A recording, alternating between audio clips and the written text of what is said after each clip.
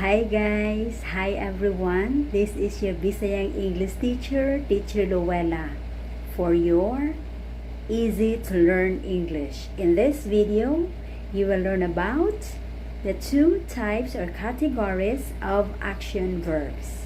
So guys, stay connected. Don't forget to subscribe, like, share, and comment. Without further ado, let's proceed to our objective in this video. In this video, you will learn about action verbs, and these are our objectives. Recognize the two action verbs and use these action verbs in sentences. So we have these two categories or types of action verbs, the transitive verb and the intransitive verb. You know already what action verbs are. They are verbs that denote action, either mental or physical. So, how do you recognize a transitive verb? A transitive verb requires a receiver of the action. And how do you know it is a receiver? Because it answers the question what or whom. That receiver is what we call a direct object. So, usbon ako guys ha. Ang transitive verb gani, humaniya, doon na kay makita nga word. Kung mutubagan na is pangutana nga what or whom, na kana nga verb transitive. Look at the examples. Number 1, the students bring their books. Bring is a transitive verb because right after humaniya, makakita ka dihang word nga their books that answers the question what. The students bring what? Unsay gidala sa mga estudyante? Their books. It answers the question what? It is a direct object, so bring is a transitive verb. Number 2 example. I love my parents. Love is again a transitive verb also because after love, you will have the question whom. I love whom? My parents. It answers the question whom. It is a direct object. It is the receiver of the action, love. So, monay transitive verb. Ang intransitive verb is the opposite of transitive verb. Because you know guys, intransitive verb does not require a receiver of the action. Wala siya rin ginahanglan og direct object, mutubags pangutana nga what or whom. Look at the example. Number 1, I cry. Wala kay makita humani verb. Kung imo pong butangan na siya, I cry out loud. Out loud does not answer the question what or whom. So, pwede walay out loud. Pwede rag I cry. Cry is intransitive verb because it will make sense even without the word out loud. Number 2 example. They talk. Talk is a verb, intransitive verb, because it can stand alone.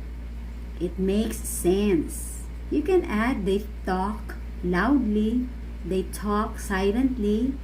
However, still, you can omit, you can delete the silently, the continuation, preserving the sense of the sentence. So those are our two action verbs, transitive verb and intransitive verb. Again, transitive verb requires a direct object, requires receiver of the action, whereas intransitive verb does not require. It makes sense even if it has no continuation, if it is only up to the verb. So we have here for your reference. Take a look at it. The distinction for you to recognize a transitive verb and intransitive verb. Okay, this is your task guys, no? For you to be able to recognize. And no, all action verbs can be both transitive and intransitive, depending on what comes after the action verb. Look at here the example. Look at the examples I have provided. The verbs are used both as transitive and intransitive. As stated therein, it all depends on what comes after the verb. So, in the first column, all the verbs are transitive verb. Transitive verbs. On the next column, all the verbs are intransitive verbs. Because for transitive verb or transitive verbs, it should be followed by a direct object. There should be a receiver of the action.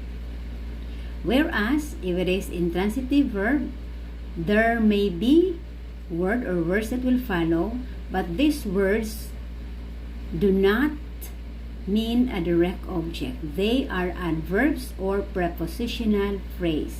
They can be omitted without changing the sense of the sentence. Moving on, guys, I would like for you to try this and recognize whether the verbs in its sentence is transitive or intransitive.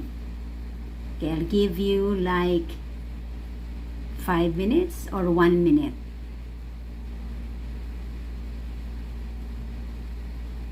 Okay, here is the answer for number 1. The answer is transitive verb because right after the verb is a direct object. Number 2, it is intransitive verb because what follows after the verb runs is a prepositional phrase.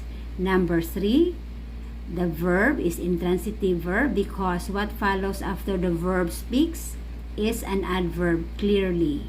Number 4, transitive verb because the word that follows after the verb help is a direct object, their parents. It answers the question whom. Then number 5, transitive verb because the word that comes after the verb enriches my vocabulary, answers the question what? It is a direct object. Number 6, it is intransitive verb. The word or words in unison right after the verb read is a prepositional phrase. So that is all for today's video, guys. I hope you learned something. So God bless everyone. Don't forget to subscribe, like, share, and comment. Bye-bye and God bless once again.